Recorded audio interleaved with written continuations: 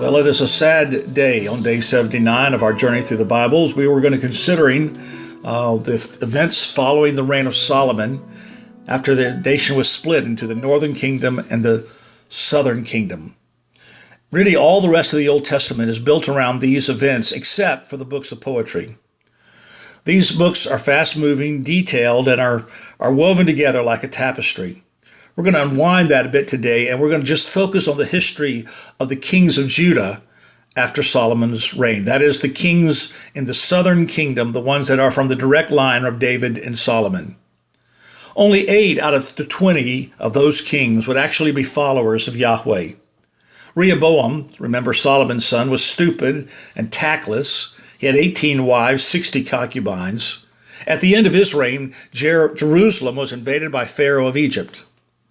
Abijah lasted 3 years. He was the first to take the army of Judah into battle against Israel. He was followed by Asa, a godly man who reigned 41 years. He led Judah in a revival and saw God answer prayer. At the end, though, he left his faith and imprisoned a prophet who rebuked him. Jehoshaphat followed with a 25-year reign.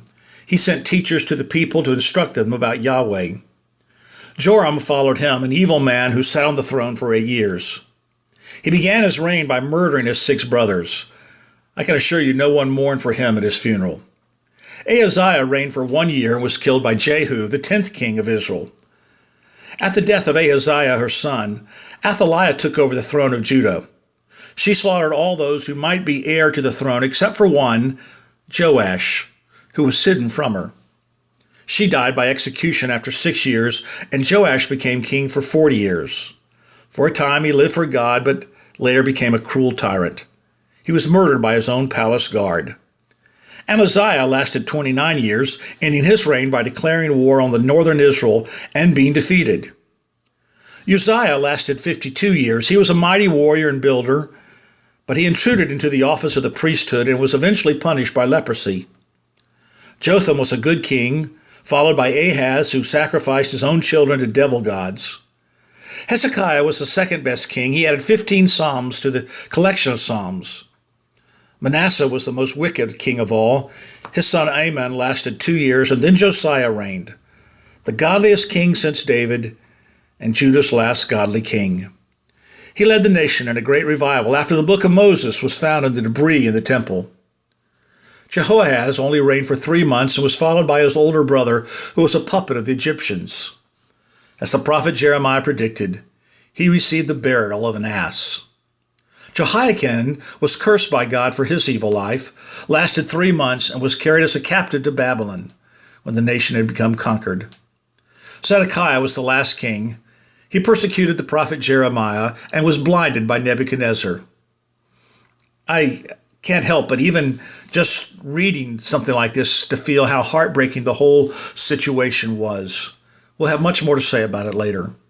Today our scripture is 2 Chronicles 17. I begin with verse 3. The Lord was with Jehoshaphat because he walked in the earlier ways of his father David. He did not seek the Baals, but sought the God of his father and walked in his commandments, and not according to the practices of Israel. Therefore the Lord established the kingdom in his hand.